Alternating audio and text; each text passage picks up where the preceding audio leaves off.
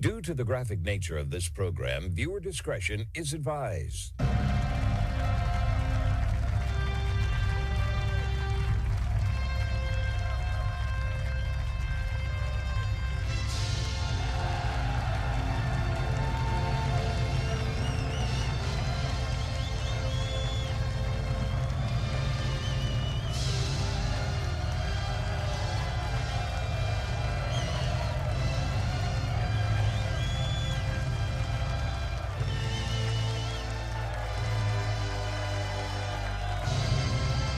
Hello, everyone. It is the Tuesday, February 3rd, 2026 episode of the Marco Dre Show. Thank you for tuning in here. Today's groundbreaking news right here in America and across the board, where the facts are facts and hard truths thrive. Let's begin the best hour of radio, informative, uncensored, unapologetic, and ready to go. I want to start today's show talking about the U.S. dollar. Obviously, it's very important to our economy, and as many of you know, the dollar has been taking quite a big hit as of late. Paul Craig Roberts has a very great article talking about the new appointee of the Federal Reserve, Kevin Warsh. We've talked about him before. But who really is this guy? Why is Trump picking him over another candidate, for example? Now, we know that Warsh played a key role, of course, in the bailouts of 2008 of the large Wall Street firms that bet wrongly on the mortgage derivatives and, of course, their insurance. But the question is, why is Warsh the needed replacement for Jerome Powell? What's going on here? We saw America's reaction, of course, to the opposition of the bailouts back in 2008. And the census was the promise of no more bailouts. But this is the guy that orchestrated all that. And instead, we were told that there was going to now be something called bail-ins. And according to the regulations that developed the bail-in, the ownership of our IRAs, our pension plans, our stocks, our bond and investments held in an account provider or depository institution like a Merrill Lynch, a Schwab, a Wells Fargo, all have subordinated to the claims of the secured creditors of these institutions that have your accounts. Here's the problem with all that. And Paul Craig Roberts doesn't say this specifically in his article, but I'm going to tell you because I know this. The Dodd-Frank bill of 2010, right? That was supposed to regulate our financial institutions and what have you. In that bill, it tells you that you become, whenever you invest your money, you become an uninsured creditor of that institution. So what does that mean? It means they're not responsible for your money that you invested. Now, I know that sounds crazy. You think, well, I put my money in the bank, and as a result, they're going to take care of my money. It'll be there when I want it. Everything will be just fine. Well, that's not necessarily the case in times of a financial crisis. So, in other words, you are dispossessed of all your financial holdings because it is these holdings that will be used for the bail-in. So no longer a bailout, right, where they just print money out of thin air. They're just going to take it from you. Now, the regulations specify American savers as the next source for this next financial bailout. Sounds crazy, doesn't it? Not too far-fetched, though. And again, how realistic is a bail-in as an official response to the next financial crisis that we may have happen in the near future, which is, again, is what I'm being told, by the way. That's what all trends forecasters are saying right now. It's not too far-fetched at all. By the way, what government would employ such a tactic, ripping off the people like this? After all, it's their institutions that have failed. It's not the American public. Now, you may put your money in various forms of investment. You see how it does, this and that. But when you put your money into a financial institution, you're hoping that that money's going to be there, right? That's what you bank on. Now, no payments could be made when the entire population is financially dispossessed, right, of anything. How could anyone come up with such a scheme like this? They say, oh, we'll wipe your debt clean. Well, so what? You have nothing now. That's the problem. Such a system would require a guaranteed income issued to every American in the form of what then? Well, what have we been talking about? We've been talking about central bank digital currency. And this would permit them to continue their existence while these assets that have been provided for themselves for this purpose to use this so-called bail-in, which again is absolutely reckless by these financial gamblers in the financial system. So again, it'd be total chaos. Would you be for this? Is this how they would usher in a central bank digital currency? That's what you got to be asking yourself. And that's the scary part about all this. What can these people do? Now, again, what is the point of this other than to subject the population to complete control? Digital currency gives the ruling elite the ability to cut off any dissenters from here on out. And again, their means of survival. That's what it comes down to. It guarantees a completely submissive population, really, that can eat up all their lies, their narratives, who knows? But as far as we know, the United States is not yet prepared for this transformation from democratic elections into complete tyranny. Therefore, how can the regulators that comprise this great taking go into effect without resulting in chaos? No government has an interest in total chaos that it's unprepared to take advantage of. How would they control the masses, by the way, if this were to take place? If you woke up tomorrow and found out all your money is gone from your banking accounts, your investments, your portfolios, your stocks, what have you, that would cause some big turmoil. Would you worry about going to work that day if it's completely meaningless? How would your company even pay you? How would you gain a profit? It wouldn't even matter at that point. A while back, I talked to you about a documentary called From Freedom to Fascism. Aaron Russo directed. This took place several years ago. One of the things he talks about in the documentary, they talk about everybody getting chipped. And I know that sounds far-fetched, but it really doesn't at this point. I wouldn't think to this audience.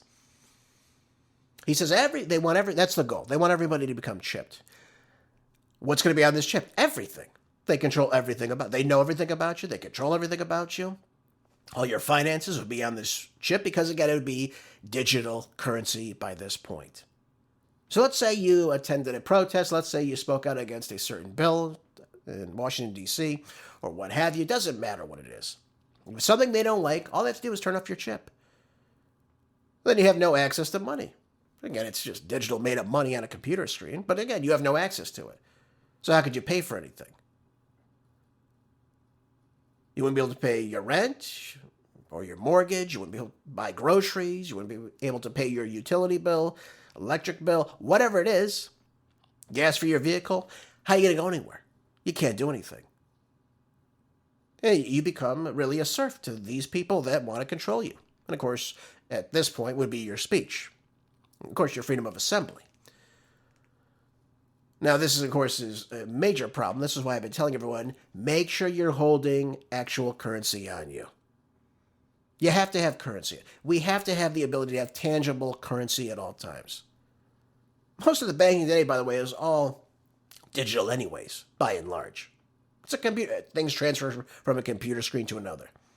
But your ability to take out money, to say, listen, I have $50 in my pocket, it'll buy $50 worth of said goods. You have that ability. No one can take that money from you. Okay? That's just the way it works. But if everything's on a screen, everything's digital, they can say, well, hey, we shut your screen off. You have no access to it. You can't see anything on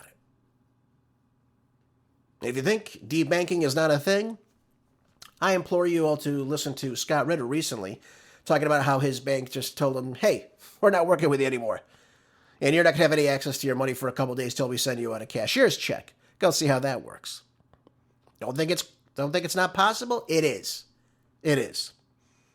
Now, we've been living in this luxury in the United States for quite some time, really since World War II, when Washington took over the power of the world reserve currency from the British pound, which of course gave the U.S. dollar, and Washington to be able to pay its bills by issuing U.S. treasuries as the demand for, obviously, the U.S. bond was unlimited. We became the world reserve currency. That was the reserve of world central banks all over. As a result, American debt increased, so did, of course, the reserves for the world central banks. Everyone seemed happy. Of course, this goes down to Keynesian economics, of course. Go into debt to, of course, enrich yourself, which, again, is ridiculous. But that was what the idea was. So here we have the dollar security as world central banks' reserves have been jeopardized by the weaponization of the dollar, which again puts the Central bank reserves held in dollars subject to confiscation. Without access to these dollar holdings, central banks cannot act to prevent speculators from driving down their currency, as they have no dollars with which to buy their currency, thereby maintaining its price. Here's the other problem, though.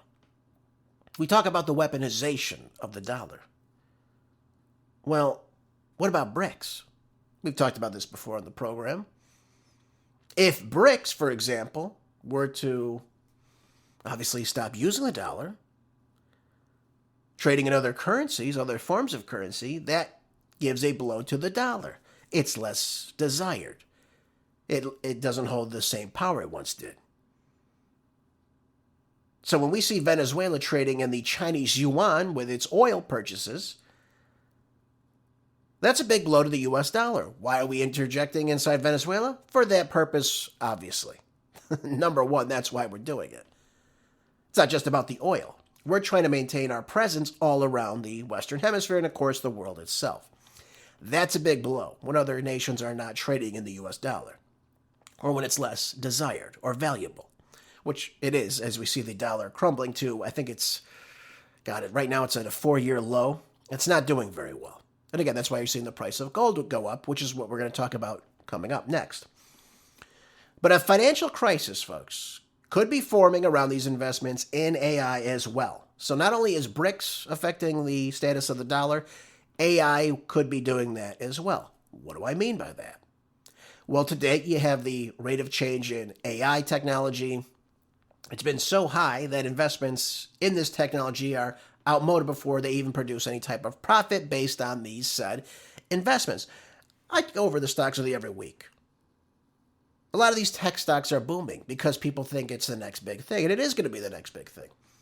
AI is going to be the future whether we like it or not.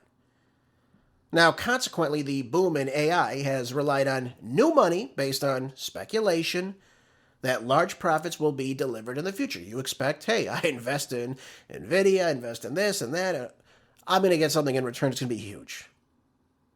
But the question now is how long this new investment will pour into an industry in the absence of profits to justify these investments. In other words, if they're not producing anything, is there going to be an AI bust? What have I been telling you? There is going to be an AI bust at some point. That's one of the predictions for many of these trends forecasters for 2026. Most people are telling you this because right now they're doing very well. But if they don't produce anything, if nothing comes from it, if something becomes outdated, like in a moment's time, what are you really producing? You're producing nothing. You're just investing in nothing. I talked to you before. I said there's going to be an AI boom in 2026, and there's also going to be a building bust as well, as we have 20% of the existing infrastructure as far as buildings in many of the downtown areas that have for lease signs on them. Eventually, there's going to be a banking bust as a result because people are going to default on these loans from these empty buildings, these empty warehouses. That's what it's going to come down to. And that's going to be a big problem. That is something realistic for 2026. Again, people are going to point to, look how great GDP did in 2025 in the last quarter. Look at this. We're starting to manufacture more. I'm happy about all that, by the way. Now, much of the GDP is propped up by these investments. They don't tell you that. We've got to start producing, folks. That's what it has to come down to. We have to manufacture in America. We cannot just simply rely on AI and military spending. We cannot do that. We want a stronger middle class? You've got to start investing in manufacturing.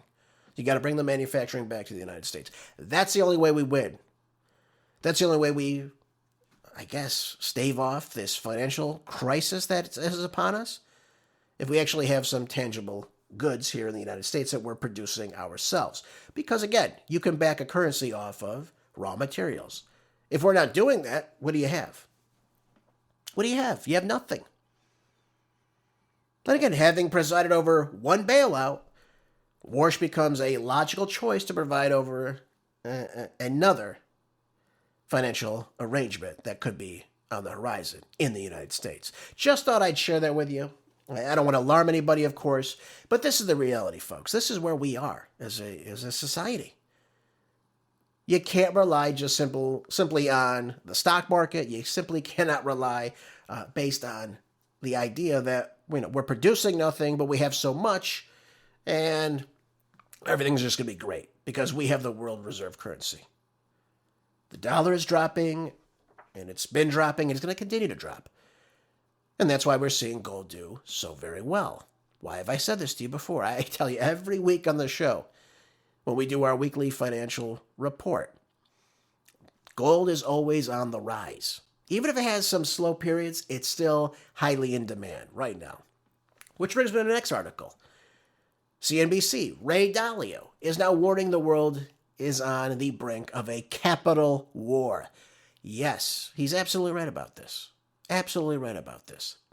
Now, he was speaking to CNBC's Dan Murphy at the World Government's Summit in Dubai, and Dalio said we are close to teetering into capital war territory, where money is going to be weaponized using measures like trade embargoes, think sanctions, think blocking access to capital markets, or using the ownership of debt as leverage. Who owns a lot of our debt? Well, China does. That could be something in the future that happens. Now, I don't foresee China simply just dropping all of our debt off. I don't think that would be beneficial for them as well. But it is important to know that, again, he says this, we are on the brink. That means not in, but it means we are close to a capital war. And it would be very easy to go over the brink into a capital war because there are mutual fears. He points to things like the Trump administration pushing the takeover of Greenland, a Danish territory under that control. And he warned of a fear among European holders of U.S.-denominated assets that they could be sanctioned, right? And that could, of course, be a reciprocal fear on part of the United States that it could not get the capital or not get the buy from Europe. So we've got so many things going on at the same time. And really, Europe investors account for roughly 80%, I believe, of foreign purchases of U.S. treasuries between April and November of 2025. So that's something we need to be considerate of. Capital money matters. That's what it means. We're seeing capital controls taking place all over the world, and who will experience that is questionable. So, folks, we're on the brink. That doesn't mean we're in a capital war right now, but it means that it's a logical concern to have. What did I just tell you? You see other nations joining BRICS. Again, it makes up a huge swath of the overall world global GDP, roughly 44%. We make up of roughly 23 to 24%, the United States itself. Again, it's a huge economy. We're a major market. That's why people want to trade with us. But other countries are figuring out, hey, we don't have to trade in the dollar. We don't have to do this. We could simply trade in our own currencies. We don't need it. And again, it becomes less desirable and the value drops. Value drops, that's not good. And of course, that's why you're seeing a lot of these financial reserve currencies, or should I say banks, by the way, are buying up gold. Yes, that's a big thing. Gold is now in high demand. That's why you're seeing the price of gold go up, because it's in higher demand than the US dollar, which is dropping. The dollar drops, the price of gold goes up. Basic economics, okay? That's why you're seeing that. So, we could talk about things like tariffs on trading partners. We could talk about political adversaries. These things all create a volatile market, okay? Now, Dalio also added that historically, capital wars have been seen as measures such as foreign exchange and, of course, capital controls being implemented. That being said, institutions like sovereign wealth funds and central banks were already making provisions to prepare for such controls. He also noted that capital wars have been developed around greater conflicts. In the run-up to, for example, World War II, he said the U.S. imposed sanctions on Japan. Now, he's a little bit off there. I'll correct him. We didn't just impose sanctions. We put an embargo on their oil. So, I think it was 88% of the oil that they used came from abroad. What is that going to do to a nation? It's going to cripple it. And then what do we have as a result of that? We had Pearl Harbor in December of 1941. Not a shock. Not a shock. Why do we put the embargo on, by the way? Because we didn't like what was happening in French Indochina. So why we get involved in these things, folks, is, again, beyond me many times. But this is the reality of the situation. What does he say about gold, though? What does he say about this? He says, amid these tensions, gold is still the best place to store money. After all, a historic sell-off that dragged precious metals lower across the board, by Tuesday, gold and silver were showing tentative signs of recovery. Again, they're going to go up and down. I told you before, what was said to me was that if gold maintains for several months over the 4,200 threshold, it is going to continue to increase from there. And what are we seeing right now? We're seeing record highs for gold in the past year. It's at some, I think, 50 different new highs. I mean, it was ridiculous. But this is where we are right now. And it doesn't matter if it changes day by day. Things are going to go up, things are going to go down. That's how a market works. But gold is up 65% from a year ago. That's a hell of a return right now. And just because it's down from its 16% down from its high, again, it doesn't matter. Things are going to go up, things are going to go down. Where are things from a year ago? Where are things from 5 years ago? Gold is up immensely. And that is, again, a result of the dollar being weakened, which is exactly what it is. So he does say something interesting, too, and I want to share this with everybody as well, because, again, I'm not giving you financial advice. But one thing he says here that's important, which is something you should always look into. Again, I always tell you, speak with a financial planner before you invest. Obviously, it's very important.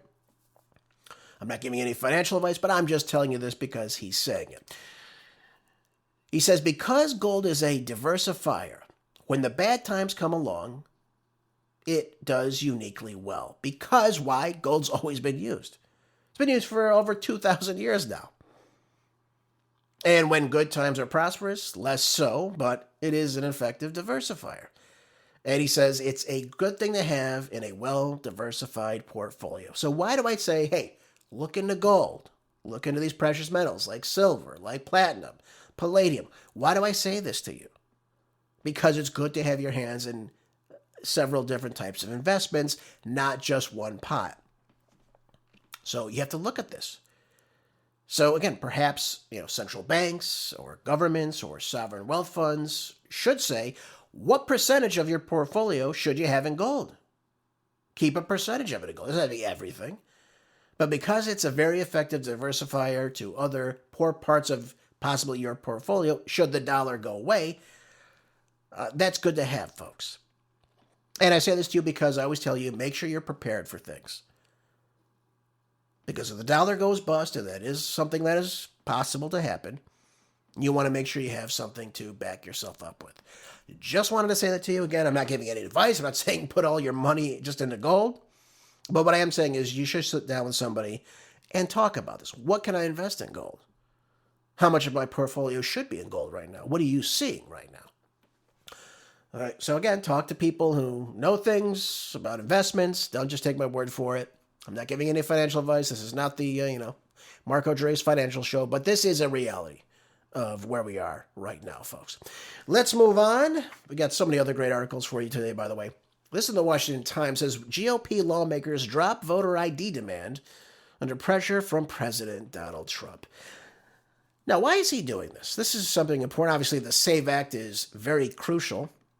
Obviously, it's a bill to revamp the requirement of proof of citizenship to register to vote, and when you show an ID to cast your ballot. This is something we should have been doing all along. Why this is even subjective is beyond me. But President Trump persuaded his MAGA allies in Congress not to prolong the partial government shutdown in an effort to force the Senate to vote on this bill, the SAVE Act, of course, to ensure election integrity. Obviously, we can all agree this is very important. This should not go away. We need this for 2026. Now, representatives in the House, Republican Anna Paulina Luna of Florida and Tim Burchett of Tennessee were leading the GOP and the House Republicans from threatening to block government funding packages on Tuesday if the SAVE Act was not added. So, what Trump did, and this might be pretty smart on Trump's behalf right now, he said they need to drop this demand after meeting with President Trump and talking with Republican senators on Monday evening about an alternative path to getting this bill through the Senate over these Democratic objections. Of course, no Democrats want to pass this. In the House, it passed on party lines. It was 218 to 214. And it begs the question, though, why would Democrats not want this? Right, they're hell-bent on DHS officials, Border Patrol officials, ICE officials, having IDs on them, right? They're saying, hey, these guys are in mass. They're not identified. We don't know who they are. They need to carry an ID with them at all times. They need to carry a badge with them. I'm fine with that, by the way. I think they should have a badge on them. I'm not opposed to that. But why is it when it comes to one of our most sacred rights, the right to vote, in any election, by the way, that the Democrats are nowhere to be found? Why are they so opposed to this?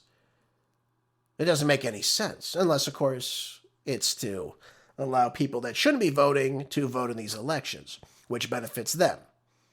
We know 3 out of 4 times a non-citizen votes, it's for a Democrat. So it's very beneficial to them. We've seen this happen.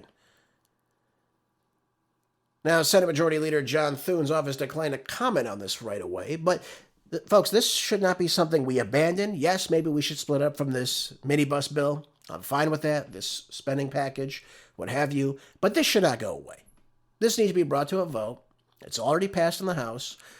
If it's not working in the Senate, to avoid this partial shutdown, let's get this shutdown. Let's end it. Let's move forward. We can hold this later. There's nothing wrong with that. So again, I'm not opposed to what Trump is doing here. I think it's fairly smart. But they are talking now about how John Thune has been an opponent of ending the legislative filibuster, which requires 60 votes to clear, of course. And again, enforcing a standing filibuster would require any senator or group of senators wanting to block a bill to hold the floor and talk. They want to avoid this, so I think this is the next rational thing they could do. Now, Luna and Burchett have said that they and, of course, their Republican allies in the House are now pushing the election integrity measure, are no longer planning to vote against the procedural rule needed to begin the debate on the spending bill. Again, this is because these rules are typically party line votes. Right? By and large, this is what we're seeing right now. Anytime we vote, this is what we're seeing on these big, crucial issues.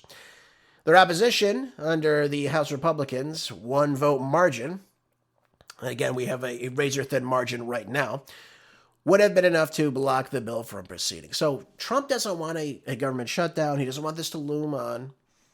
Okay, we don't want this. He wants to get this passed so he can keep the government open because, again, that affected him in a lot of these special elections last time. He saw this. Do we really want this to happen again? And again, the Democrats will blame the Republicans for this, of course. And again, what we're seeing right now, we see this stopgap on what's happening in the DHS, and they're giving into several concessions on how ICE needs to conduct themselves. I'm not even opposed to all that, by the way. I think we all should be on this. And by the way, right now they're changing rules that would require DHS officials to have body cam footage. I'm not opposed to that either. I'm not, really, I'm not. I'm not even opposed to having police officers wear it. Every time we saw this, right, we saw the instances, once police started wearing these body cam footages in several different precincts across America, the complaints against police dropped significantly, like 90-something%. So again, I think this is fine to have this. And I want ICE to follow the law. I want what they're doing constitutional. I'm not opposed to this. But this is something we cannot abandon. We cannot abandon the Save America Act. Okay? We need to have this. We need to ensure election integrity. So I'm fine with holding this off for right now, but come election time, come the general and the primaries, we need to have this in place. If Democrats are going to demand that we have to have safeguards for our DHS officials, hey, I'm fine with that. I'm fine with it. 100%. Let's do it. I'm fine with some reform in the DHS. They should have ID on them when they're arresting somebody or detaining them. They should have body cam footage on them. And they should have a warrant when they're going into somebody's home, whether citizen or non-citizen. Doesn't matter. We have to follow the Constitution. We have to follow due process. I'm fine with that 100%. But this idea now that we're going to defund ICE completely, obviously, is something ridiculous. I'm not for that. We are in charge as Republicans, and we need to follow federal immigration laws.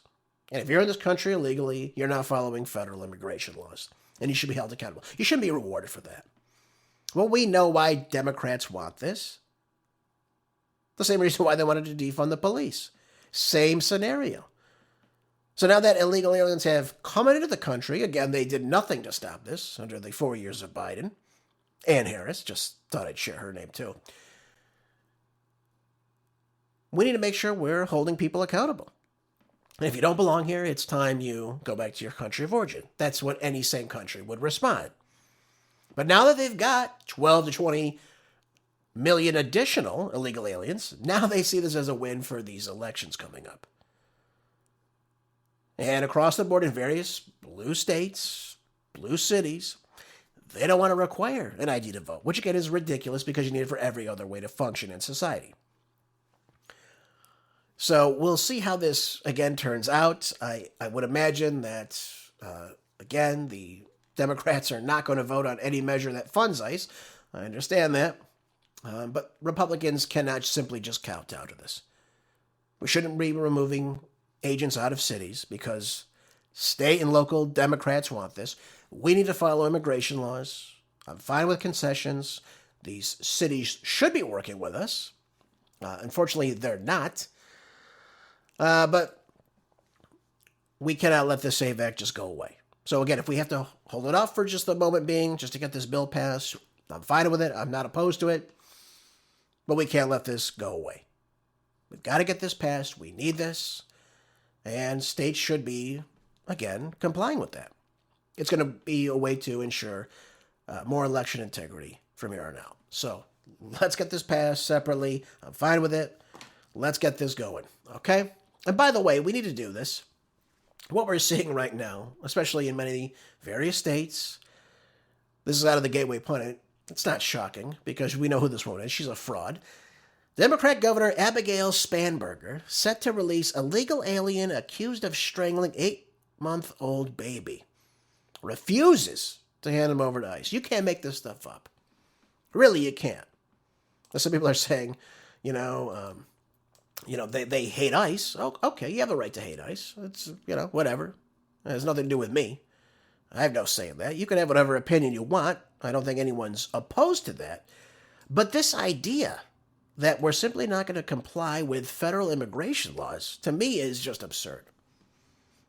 We know this Spanberger is a fraud. We know that she's probably to the left of Gavin Newsom. I mean, you look at how Virginia's changed recently. But let me ask you this. Why would anybody want somebody who has done such a heinous crime over their own infant sister to be put back out on the streets, to not even be held for justice? Why is it always that illegal aliens, in the eyes of Democrats, can do no wrong? I mean, I can't even believe I have to read this stuff to you. But this monster, this Alvaro Mejia Ayala, 21 years old, now he's 22, is a El Salvadorian national. He's not from the United States. Why are we allowing this guy to just be back on the streets? If anyone else did this, you would imagine this person would be in jail. Why have we abandoned all forms of the rule of law when it comes to illegal aliens in this country? Because Abigail Spanberger wants illegal aliens to know, you come to my state, I got your back. That's the only message you can take from this. This guy is convicted of brutally murdering his own infant sister. And yet they're not going to hand him over to ICE. They're just going to put him back out on the streets. If somebody would do this to an 8-month-old infant, murder his own family, what do you think he would do with you? What do you think he would do with your elderly parents? Or your younger siblings, for that matter? Or anybody, for that matter? Do you think he'd be kind and gracious to them? Something tells me otherwise. Now, Tricia McLaughlin spoke with Kelly McEnany on this issue and how absurd this all is. You can't make this stuff up, by the way, that this is happening in this country. But the time and time again, we've seen illegal aliens get off, they get acquitted, they get off scot-free, and nothing seems to happen to them. And then it happens again to some other people. This has got to stop. We have to be a nation of law and order, or we simply cease to being a nation. But listen to this exchange. Kaylee, I want to give you one example, and your viewers one example of a direct response to this. There is an illegal alien that we arrested from El Salvador in September of last year. He was arrested for strangling with an electric cord his 8-month-old sister. Oh, my goodness. She was killed because of the policies, because of these new sanctuary city policies out of Virginia. Once this individual serves his time, he will go back onto Virginia's streets because we're not allowed to be notified. That is absolutely heinous, and Virginians are going to be a lot less safe because of this policy. 100%. Why would you put someone who has murdered people back onto American streets? Have we ever seen this in any other situation? Now, we've seen people like, for example, in California, Gavin Newsom letting criminals out before their sentencing during COVID because, God forbid, you put people in jail during a time when we have a virus with a 99.9997% survival rate. Well, we got to let these people out in the streets again, of course. We can commute their sentences early. So it's okay. That's fine with this. How do we have an elected official who has sworn an oath to the Constitution, who is actively refusing to work with federal immigration laws? Again, the law of the land, folks. Whether you like it or not, you can protest it. So long as you're peaceful, I don't care. But this idea that we could just put these people back out on the streets to allow this to happen to somebody else? Where is law and order? Where is the idea of public safety? It's nowhere with these Democrats. They don't care about this. They don't care about it at all. And McEnany also said to McLaughlin in this exchange, she said, and I saw your Twitter feed that in New York, this is just likewise insane, 6,947 illegal aliens with criminal records were just let out onto the streets of New York. You can't make this up, folks. You can't make this up. Anyone that's logical would say this is insane. They have no right to be in this country. They have criminal records. They've been arrested for committing some type of criminal act. Now, we don't know what each and every one of these almost 7,000 illegal aliens did. But the idea you're going to put these people right back out in the streets, and again, we know the recidivism rates in a lot of these jurisdictions is extremely high. Why is that? Look no further than California. Prop 47, Prop 57. You've got to seal up to over $950 worth of goods, if they even do something about it, to stop this, before anyone could even intervene on this. You get a lousy misdemeanor. That means you get booked and you're right back on the streets by lunch if you're arrested in the morning. It's okay. And what happens? We see recidivism rates extremely high. They go and do it again. They don't care. What are you going to do? Slap me with another misdemeanor? Okay, whatever. It doesn't matter. And this is the trajectory a lot of these Democrats take. This is why Gavin Newsom isn't funding Prop 36, which passed overwhelmingly in the said blue state of California. He refuses to even fund it. Just like he refuses to allow no tax on tips, by the way. Did you hear that too in California? So, no, he will charge you on he'll tax you on your tips, and he's also going to try to implement a new mileage tax. There you go. Tyranny to a T in California and in Virginia as well. This woman's only getting started, folks. Mark my words on this show today. This woman's only getting started and what she's going to do to this state. My idea behind this, okay, these Democratic governors are going to do this, they could do without government tax money too. Then they could do without federal money. If they're going to refuse to comply with federal laws, if these blue mayors are going to do the same, they could do without the money then. That's just the way it'll be. Every time you do this, you're going to have, lack of funding then. See how you do that. Let's see how you do, Miss Spanberger, you CIA asset. It's unbelievable, this fraud that got into office. I can't even believe this. Oh, by the way, speaking about IDs and what have you, I saw this in Newsweek yesterday. This will make you laugh. It says TSA could hit some travelers with a new $45 fee. Now, why would they do this? Another fee when traveling, which is already extremely expensive? Well, take a listen to this. Travelers who arrive at U.S. airports without a real ID or other compliant forms of identification could soon face a new hurdle at security checkpoints. What could happen with the TSA? Well, they're going to be rolling out an additional screening process that comes with a new $45 surcharge. Oh. So let me understand this. Let me get this through my head. The ID that you gave me at the DMV years ago is not a real ID. So you've been giving a fraudulent document to the citizenry? Is that what they're telling me right now? This document is not valid enough to prove that I'm who I am? Then what's the point of me having this then? Now, this change, known as Confirm ID, took effect in February and will help to verify passengers' identities while allowing those without proper documentation to continue traveling. So, in other words, get this new ID that likely will eventually at some point have a chip in it, just like your passports, by the way. The new fee will offset the cost of extra screening required for passengers who do not present a real ID, passport, or acceptable forms of identification. So again, this goes back to my first statement. What's the point of me having this ID then if I can't prove this, if it doesn't prove who I am?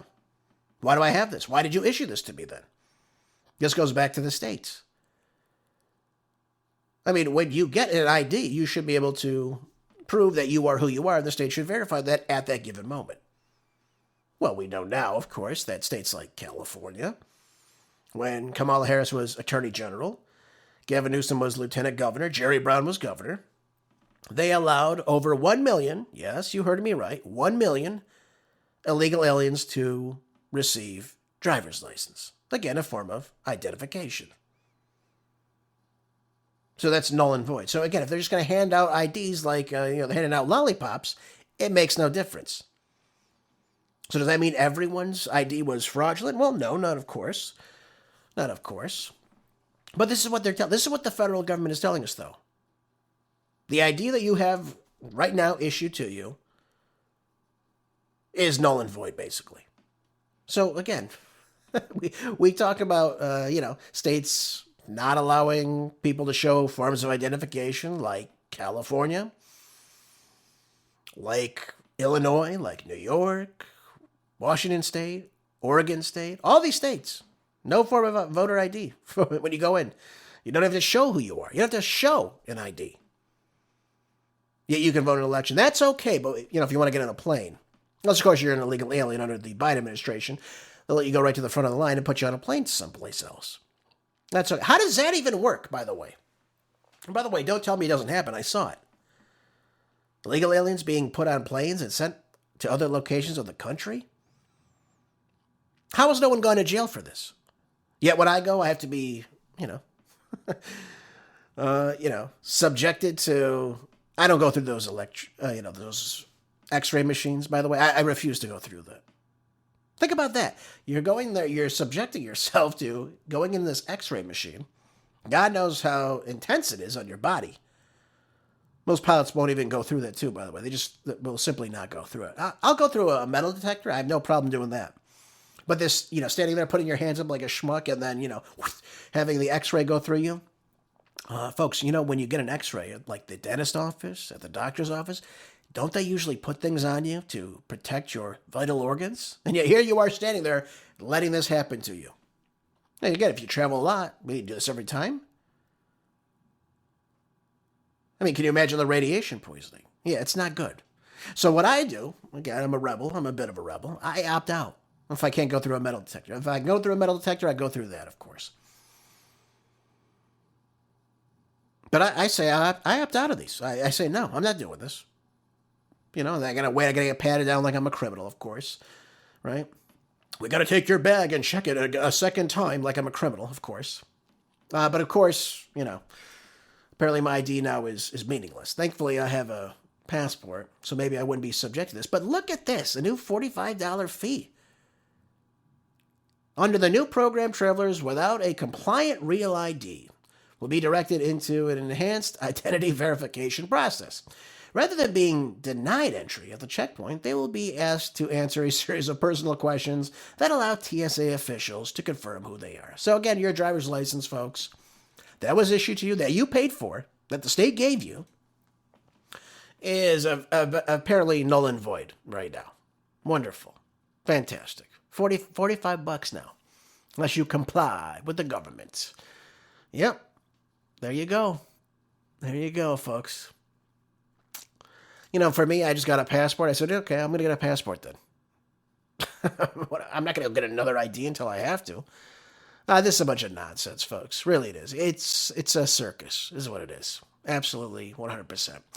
All right, let's move on. Just the news. Senate GOP fails to halt welfare funding for non-citizens, though. So they can do things for non-citizens. They can charge you at the airport. That's fine. They can hold off passing the SAVE Act to ensure our elections, but no problem passing a $5.8 billion funding with your taxpayer dollars. That should go back to your communities, by the way. No problem going to fund refugees. Look at this. With 20 GOP senators joining every single Democrat to continue providing costly taxpayer benefits to refugees. Now, let me ask you this. If someone is coming into a country for the first time, right, they're, you know, whether they're a refugee or not, wouldn't you want to bring in people that are going to add to the United States? Shouldn't there be some kind of bonus to bring in these people? Shouldn't they be conducive to civil society? They're going to make American society better? That's the way immigration always worked, of course, until the 1965 Immigration Reform Act that was signed by LBJ. The Hart-Celler Act. I'll let you look that one up. But again, it started bringing people in from all parts of the world. Now, U.S. Senator Rand Paul introduced the End Welfare for Non-Citizens Act to end the taxpayer benefits for refugees, asylees, and illegal aliens earlier this week. In an impassioned plea on the Senate floor on Friday, Rand Paul said that the U.S. shouldn't be the world's sugar daddy. He's absolutely right. 100% he's absolutely right. We should be the benefactor of the world. By the way, why stop there? Let's cut off foreign aid as well. Well, we can't do that, can we? That would just make too much sense when we're trillion dollars in the hole. Yeah, billion was a long, long time ago, folks. We're trillions of dollars in debt now. He goes on to say, many refugees are good people. Frankly, some of the best Americans just got here. But our welcome mat should not be a welfare check.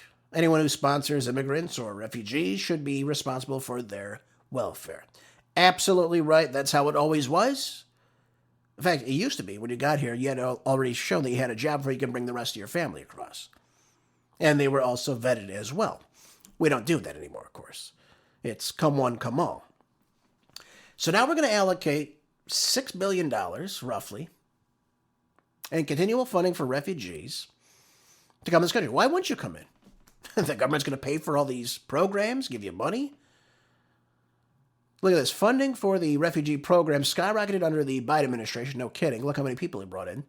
As part of the refugee and assistance programs, the funding rose from less than $2 billion in fiscal year 2021, the last year of the Trump administration's tenure, to nearly $9 billion the next fiscal year. Well, again, look who they brought in. They brought in people from 170 different countries. Most people don't even want to assimilate. And of course, we have people being ripped off in places like Minneapolis to the tune of $9 billion in just that one state. That fraud is rampant across the United States, folks, just so we're clear on this. It doesn't just stop in Minneapolis, in Minnesota. It's widespread across the country. Look no further than California. The rampant fraud that's there. And that needs great scrutiny as well. Why we're not doing that? Well, only Pam Bondi would know that. I can't answer that question for you. But it seems pretty ridiculous. They're not looking into where this money is and why there is zero oversight of it. But the idea we would actually have legislators that would go in and actually put a bill forth that would give taxpayer dollars to non-citizens is absolutely asinine. How do you know who these people are? Wink, wink, nod, nod. Maybe you should give that to the, DHS so you can find out who these people are. It's amazing to me. You can find out who to give this money to, but you can't figure out where they are to deport them. It's amazing to me. Absolutely amazing to me how this government works. It's so out of control. It's ridiculousness. But this is the way we live, folks. It never seems to end. We always have money for a handout. And the money's always there somehow. And of course, you and I are paying for it. Yep, we can always pay a little bit more. We never get anything back in return. Speaking of this ridiculousness, this is out of Breitbart News over the weekend. In San Antonio, Texas, several hundred protesters, joined by waves of high school students who walked out of class, converged on San Antonio's Travis Park on Friday for the national shutdown. By the way, I was told by a good friend of mine in California, some of the local schools in the area of which I used to live also participated in this nonsense. Why would you have a school, high school students, leave class where they're supposed to be learning to participate in this nonsense? It just shows you who runs the school boards and, of course, who runs these schools. They're a bunch of communists, folks. That's what it comes down to. It says here that the protest was attended by hundreds of protesters, some sporting Palestinian scarves, dyed hair, costumes, body piercings, and vulgar signs as they listened to speeches critical of ICE, the Border Patrol, President Trump, Israel, billionaires, and even their own city mayors. Well, no kidding. No kidding. This is, this is who they're shaping. They're not teaching your kids anything in public schools. They're teaching them how to be good protesters. Teaching them that there is no rule of law. It's totally fine. Not that they even know that or care about that, but they just know, they held the sign, they get out of class, they can leave school early. Totally fine. This is what your schools are doing with your kids, by the way. If they're allowing this to happen, well, what do you think is happening in the classroom, too? What are they learning? They're learning nothing. I saw one video, too, recently. It was of a school teacher somewhere in Los Angeles, I don't know where, and he was teaching these kids how to avoid ICE. Why is this being taught in public schools? Why is this being talked about? They should be learning reading, writing, and arithmetic in schools all across California and across the nation. No wonder why we're I'm not in California anymore, of course, but California is second to last in public school testing. No shock. They're not learning anything.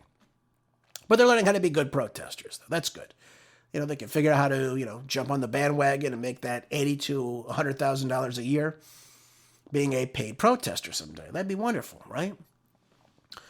It all makes sense, doesn't it, folks? Look at this. The crowd of protesters was sharply augmented by hundreds of high school students who walked out of class to join the protest and listen to several speakers condemn ICE for separating families. Speakers equated the arrest of illegal aliens to kidnapping, saying that the Trump administration is detaining people unlawfully in horrid conditions. Yet under the Obama administration, same tactics, 75 to 83% of those deported were not even given the opportunity to even see an immigration judge. Did you hear about that? Where were the protests then, by the way? I argued with somebody online about this. Of course, they got all silent when I brought up this fact. They couldn't figure it out. They were all for, protesting President Trump, and of course, what took place on Friday. I said, where were you during the Obama administration? 6 million, roughly 6 million people are deported.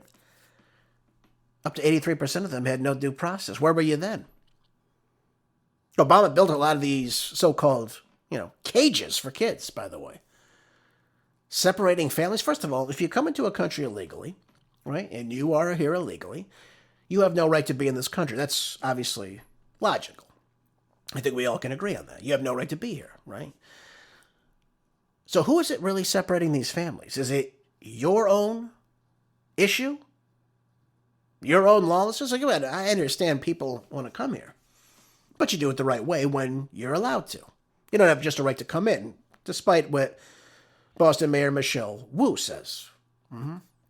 So there you go. So I don't know why you think it's wrong. I mean, any other sane country would do this, and they will do this. They do this.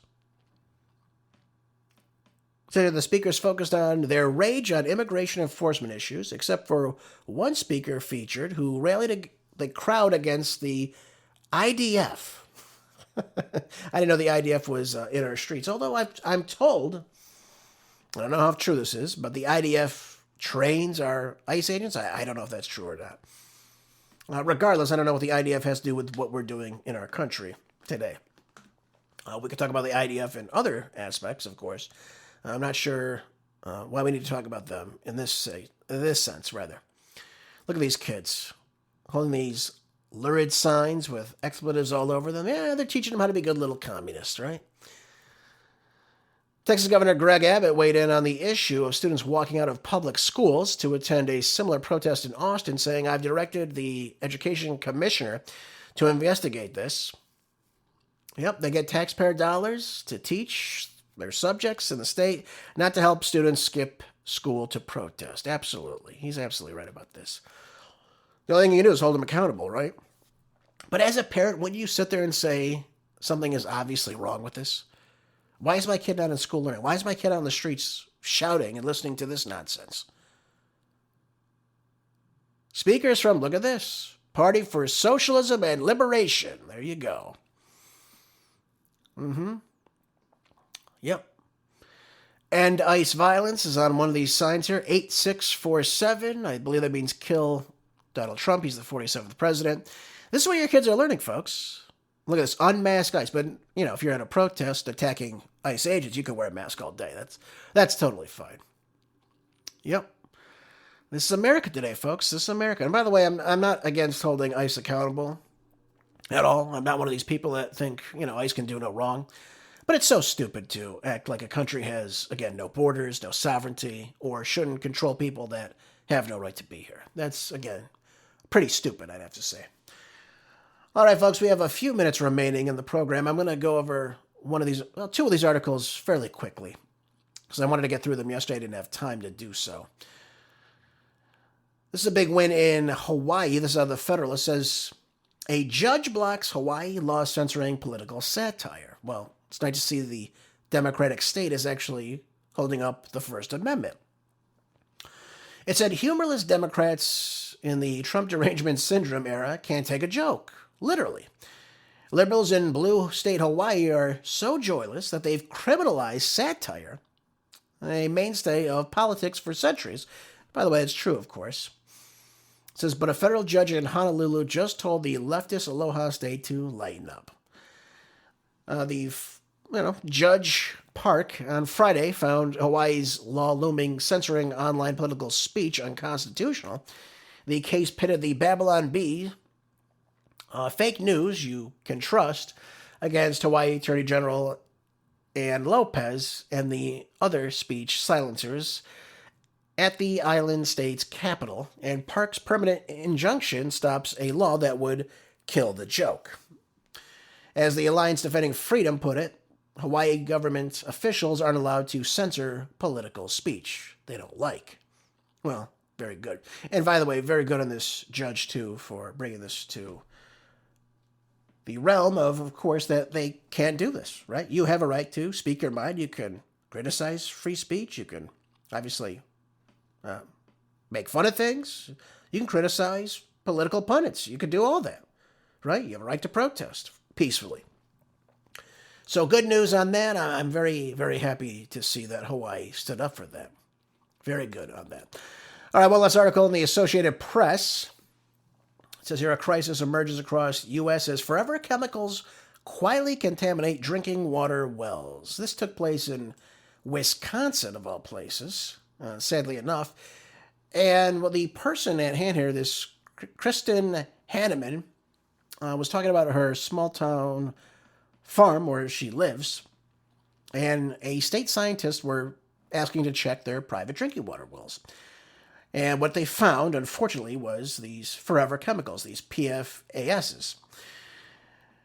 And they mailed to offer to test the well outside of her farmhouse. Right, she's surrounded by potato farms, cut out a dense forest, right? You wouldn't think much about it. Months later, though, Hanneman found herself on the phone with a state toxicologist who told her to stop drinking the water. And they figured out that these PFAs are all over the place. These chemicals are everywhere, right? You think you're drinking pristine water, and of course you're drinking sewage. I mean, really, these chemicals, they stay in your body. They're linked to cancer, among other things. Not good, folks. Not good. And what have I told you before? I never trust my drinking water, ever, by the way. Ever. But this is so easily when they spray these things, or when they get put out into the atmosphere and what have you. Obviously, if you're by industrial sites or military bases or again, what have you, your landscape obviously can become contaminated with these forever chemicals because they don't break down, right? They get inside the human body, they accumulate in the liver, the kidneys, the bloodstream. It's no good, folks. And again, risk of certain cancers, developmental delays in children. You got to stay away from this. And my way, the only way to ensure yourself of staying away from this is to actually buy a distiller, right? Buy something that cleans your water. And again, it will ensure that you're drinking pure water. It'll take all these toxins out of it. And by the way, other toxins we find in the atmosphere as well. So always a good thing to look into, folks. If you're in one of these areas, buy a good distiller. Make sure it's got, aluminum inside of it, not plastic. And clean your water. Make sure you're drinking it, of course. And actually put something good in your body, okay? Do that. It's very good investment, especially, again, if you're being surrounded by this stuff. Folks, thanks again for being here today. I appreciate you so much. Hope you learned something. Share the show. Keep your minds sharp, bodies strong. Stay prepped. And I'll see you tomorrow on the next Marco Dre Show. Until then, be good. Stay busy. God bless.